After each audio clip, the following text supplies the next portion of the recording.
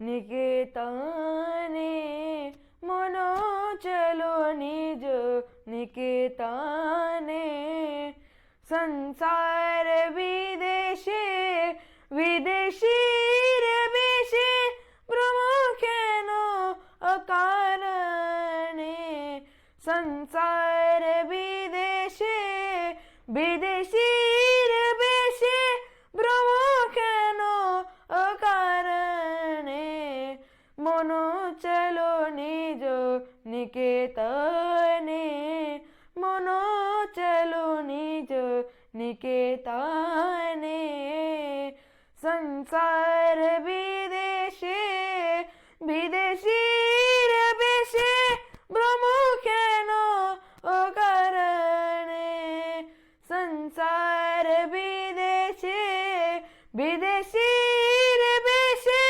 प्रमुखेनो अकारणे मनो चलो निज निकेतने मनो चलो निज निकेतने मनो चलो निज निकेतने।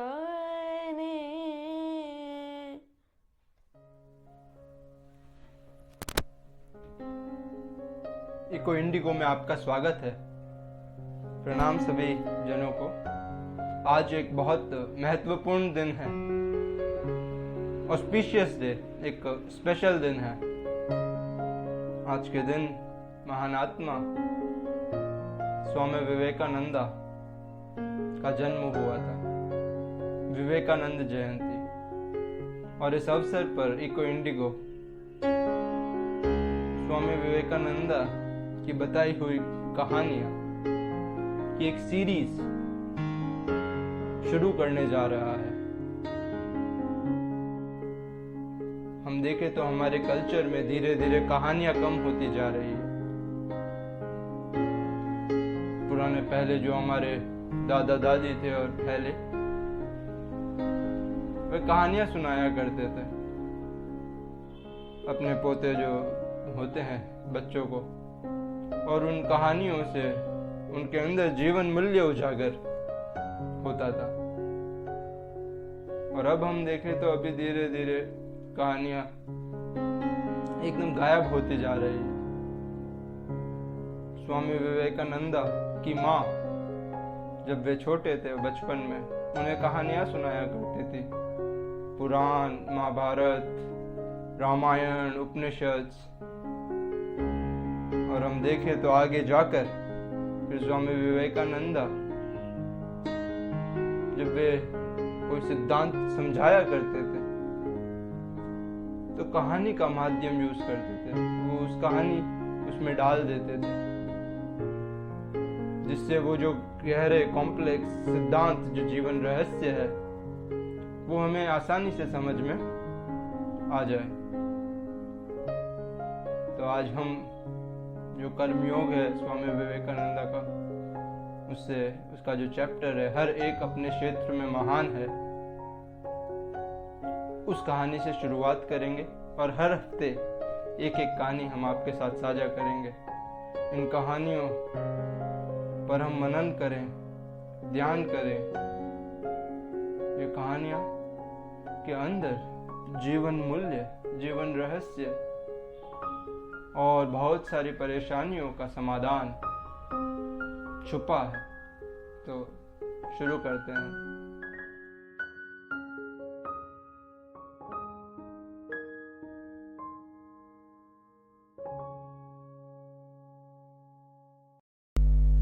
एक राजा जब कभी कोई उनके राज्य में आते तो उनसे एक प्रश्न सदैव करते थे, कौन श्रेष्ठ है, गृहस्थ छोड़कर संन्यास ग्रहण करने वाला या समस्त गृहस्थ में रहकर समस्त कर्तव्यों को पूरा करने वाला। कई कहते कि संन्यास ही श्रेष्ठ है। तो वह उनसे प्रमाण मांगते और जब वे प्रमाण नहीं दे पाते तो वह उन्हें गृहस्थ होने की आज्ञा देते। कई लोग कहते कि स्वधर्म परायण गृहस्थ ही श्रेष्ठ है, तब भी वे उनसे प्रमाण मांगते, और जब वे प्रमाण नहीं दे पाते तो राजा उन्हें सन्यासी होने की आज्ञा देते। एक दिन एक तरुण सन्यासी आया। राजा ने उनसे भी वही प्रश्न पूछा। उसने कहा, राजन, दोनों ही अपनी जगह श्रेष्ठ हैं, हर एक अपनी जगह श्रेष्ठ है, कोई भी कम नहीं। राजन ने कहा, प्रमाण दो। सन्यासी ने कहा, मैं प्रमाण अवश्य दूंगा, लेकिन कुछ दिन आपको मेरे साथ मेरे जैसा जीवन व्यतीत करना होगा, मेरे साथ चलना पड़ेगा। राजन ने स्वीकार किया और वे दोनों एक राज्य के बाद दूसरा राज्य, अनेक राज्यों का भ्रमण किया और एक बड़े राज्य में आ पहुंचे। उस राज्य में माहौल कुछ उत्सव सा था। लोग सुसज्जित होकर कतार में खड़े थे, नगाड़े संगीत बज रहे थे। तो राजा और सन्यासी भी वहां देखने के लिए खड़े हो गए। उतनी देर में घोषणा हुई, इस राज्य की राजकुमारी का स्वयंवर होने वाला है। राजकुमारियां अपने वर स्वयं चुनती है। ये भारत की एक पुरानी प्रथा है। राजकुमारी अपने सिंहासन पर बैठकर अगर उसको जो राजकुमार है वो पसंद नहीं आता तो वाह को कहती है, आगे बढ़ो। और वो उसके खुद के विचार होते हैं। किसी को विद्वान चाहिए होता है, किसी को बुद्धिमान चाहिए होता है, किसी को धनवान चाहिए होता है, आदि आदि। और जो राजकुमार होते हैं उनके भी भाट होते हैं। उनका गान करने के लिए लोग कि ताकि राजकुमारी उस पर्टिकुलर वर्ग को चुने। और अगर राजकुमारी को पसंद आता है तो वो वरमाला उस राजकुमार पर डाल देती है और उनका विवाह हो जाता है। तो जो इस राज्य की राजकुमारी थी उसके विचार था कि मुझे एक बहुत सुंदर राजकुमार चाहिए और जो राजकुमार बनेगा उसको वो राजा का उत्तराधिकारी भी होगा। तो इसलिए ये एक बहुत बड़ा स्वयंवर रचा गया है। राजकुमारी अपने रत्नजित सिंहासन पर बैठकर एक के बाद एक राजकुमारों से नापसंद वाहक को कहती गई, आगे बढ़ो। माहौल में ऐसा लगा कि जैसे इस बार भी स्वयंवर असफल हो सकता है। इतने में ही एक तरुण सुंदर युवक वहां देखने के लिए खड़ा हो गया कि यहाँ क्या हो रहा है। वह मानो इतना सुंदर था कि मानो जैसे कि सूर्य देव ही आकाश छोड़कर धरती पर आ गए हों।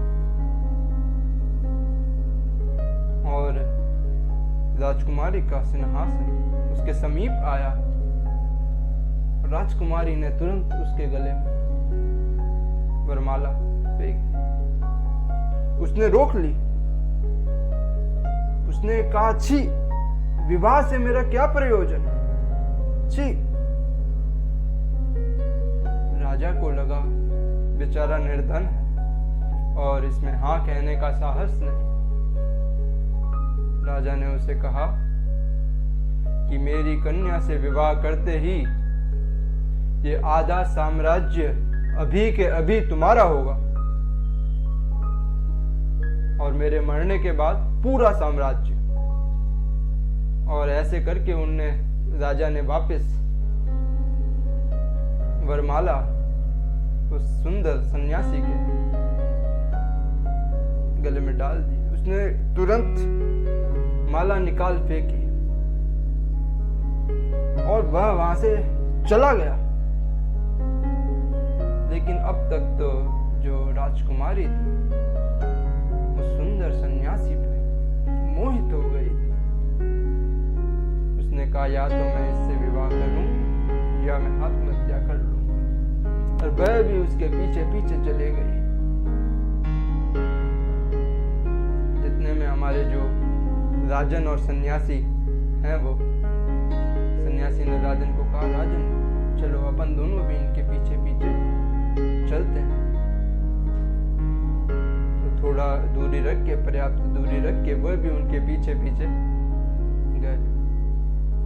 अब जो वो सुंदर तरुण सन्यासी था वो धीरे धीरे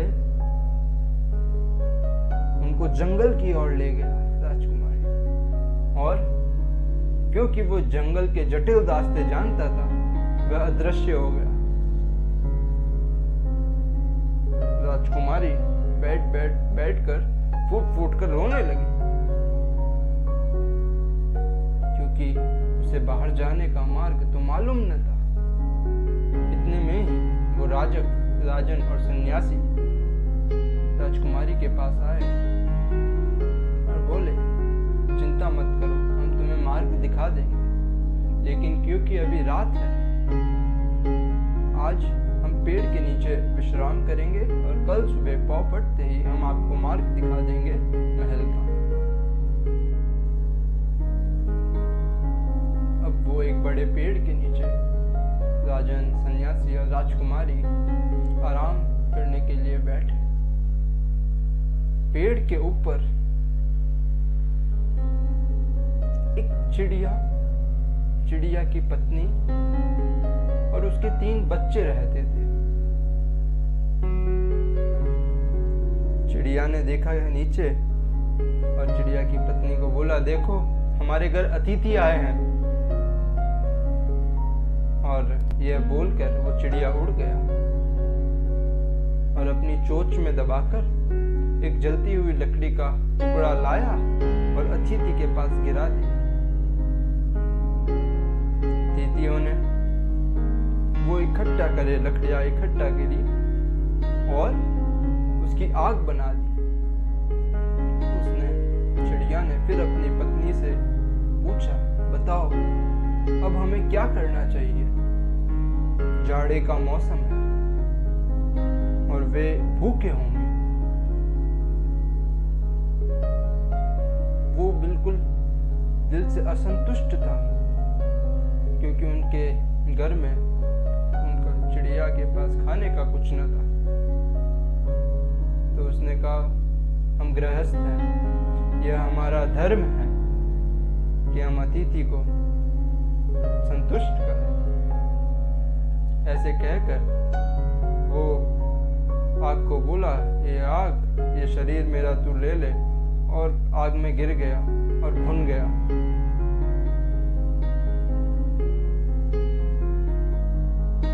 उन्होंने बचाने का प्रयत्न किया लेकिन असफल रहे। उसकी पत्नी ने नीचे देखा फिर से और उसके मन में विचार आया कि इतना तो इनके लिए पर्याप्त ना होगा, इससे इनकी भूख नहीं मिटेगी। मेरे पति के परिश्रमों को मैं व्यर्थ न जाने दूंगी। और ऐसे कहकर उसने आग को कहा मेरा शरीर भी ले ले, और वह भी आग में गिर गई और भुन गई।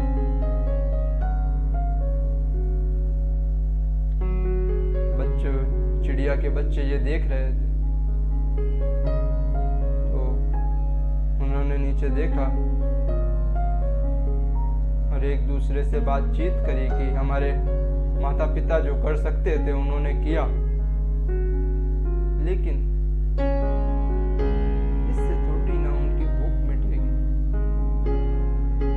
ये तो केवल 2 हैं। और ऐसे कहकर वे भी आग में गिर गए और भुन गए। यह देख जो नीचे अतिथि बैठे थे चकित के चकित रह गए। वे खाना खा ही कैसे सकते थे? पूरी रात एकदम भूखे रहे। सुबह हुई, राजकुमारी को राजन और सन्यासी ने मार्ग दिखाया महल का, और सन्यासी ने राजन से कहा, हे राजन, अब तुम्हें ज्ञात हो गया कि हर एक अपनी अपनी जगह श्रेष्ठ। अगर तुम संसार में रहना चाहते हो, गृहस्थ रहना चाहते हो, तो इन चिड़िया जैसे रहो। दूसरे के लिए जीवन देने के लिए सदैव तैयार। और यदि तुम सन्यासी बनना चाहते हो तो उस सुंदर तरुण सन्यासी जैसे रहिए, जिसके लिए महल और सुंदर स्त्री तृणावत थे। उसके लिए बड़ा राज्य कुछ भी नहीं था। यदि तुम संसार में रहना चाहते हो तो दूसरों के लिए अपना जीवन अर्पित कर दो। और अगर तुम सन्यासी बनना चाहते हो तो ये धन, सौंदर्य, इच्छा और राज्य की ओर आंख तक न उठाए। हर एक अपने क्षेत्र में महान है, लेकिन एक का कर्तव्य दूसरा नहीं कर सकता। आज हम इसी कहानी पर मनन करेंगे। धन्यवाद।